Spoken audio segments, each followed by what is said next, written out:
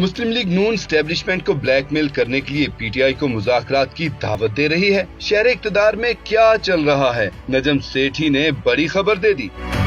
एक निजी चैनल के प्रोग्राम में गुफ्तगू करते हुए सीनियर सहाफी नजम सेठी का कहना था कि मुस्लिम लीग नून जो पीटीआई को मुज़ाकरात की ऑफर दे रही है, इसकी वजह यह है कि हुकूमत स्टैब्लिशमेंट से थोड़ी स्पेस देना चाहती है और इसी वजह से मुस्लिम लीग नून में से मुज़ाहमत की आवाजें भी उठाई जा रही हैं।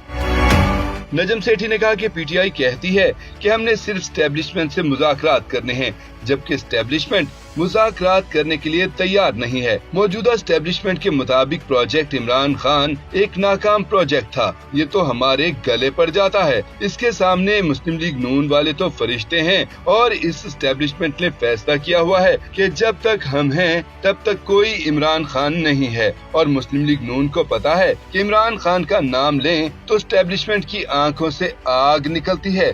इसीलिए वो पीटीआई से मुज़ाकरात की बात कर रहे हैं ताकि स्टैब्लिशमेंट को थोड़ा पीछे धकेल सकें और अपने लिए स्पेस क्रिएट कर सकें और अपनी मर्जी से थोड़ा काम कर सकें, क्योंकि मुस्लिम लीग नून की सियासत को बहुत ज्यादा नुकसान पहुंच रहा है।